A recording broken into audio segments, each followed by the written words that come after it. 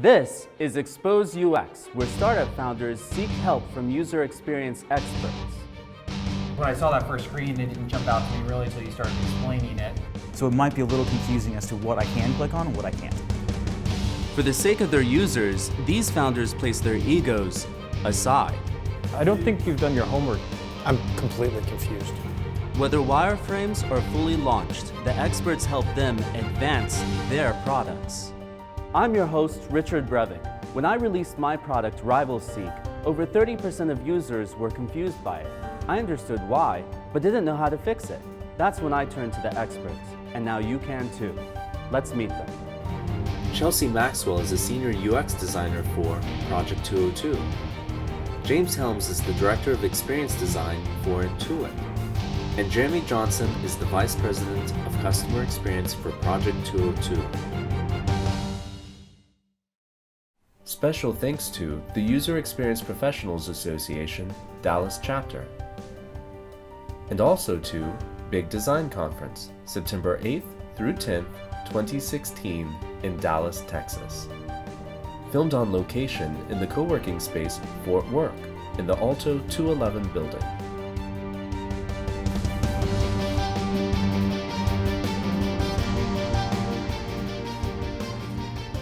Welcome, Stephen and Stacy, to Expose UX. Could you provide us a little background on your company?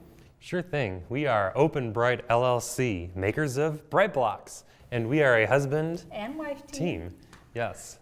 So this is our wonderful hardware product. You can see these individual little modules here. You can take these pieces and string them together in columns or in many, many rows. And as you can see here, we've got a 32 by 2 matrix. Even if you don't know anything about programming, we create a way for you to be able to make whatever custom lighting display that you're kind of looking for. Great. Could you walk us through the product? Sure thing. So let's start with the software control a little bit, like you can see up here.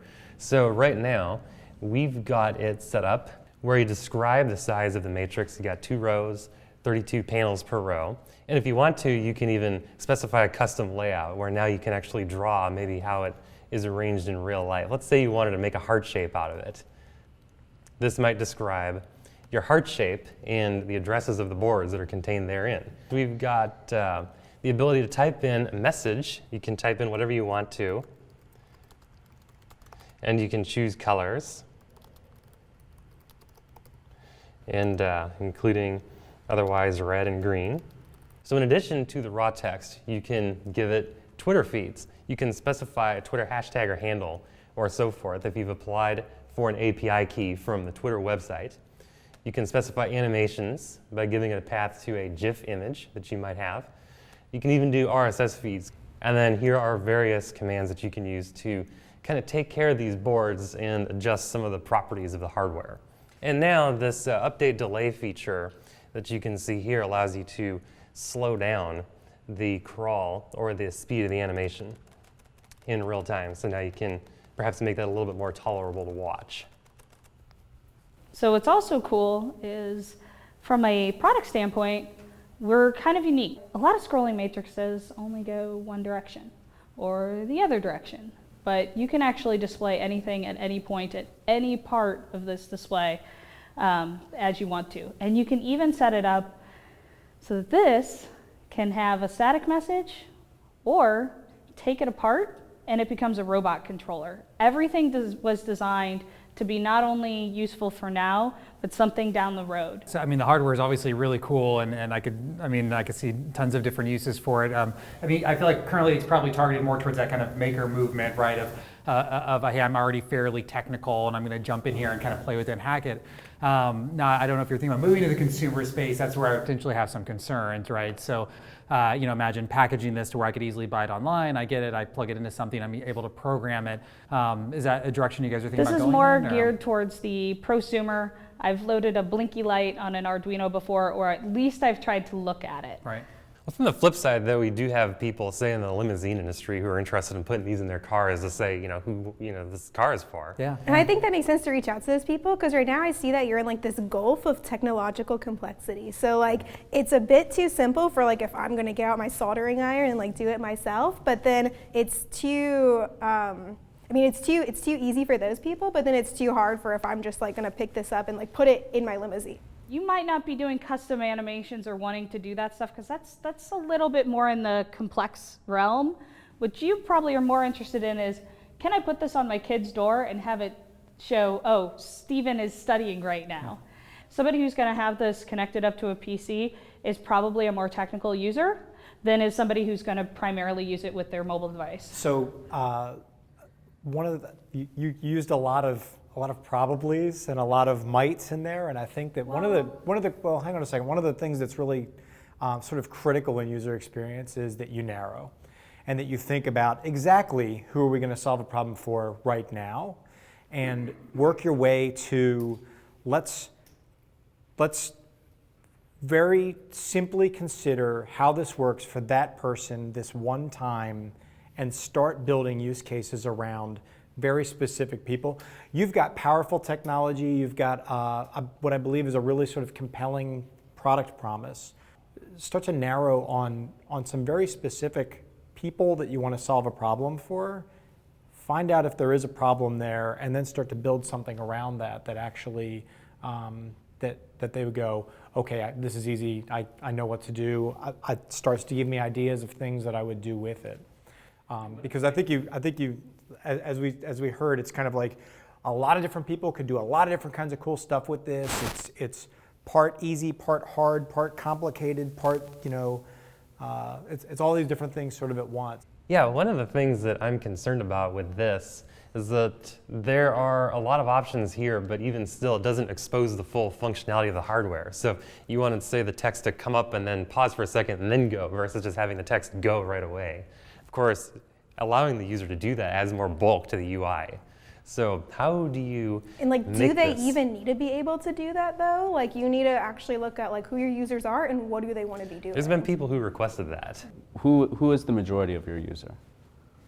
We've had a lot of people who actually use this on Windows and on Linux, but of course with Linux support, we support BSD, Raspberry Pis, all these tiny little Linux boxes I'd as say well. primarily those Windows. It's primarily Windows, but we've also had a lot of people who are Linux users with ultra small computers trying to run this in as part of their home automation systems. But I think that, for instance, if you were talking about small businesses, Right. as opposed to, The Raspberry Pi person.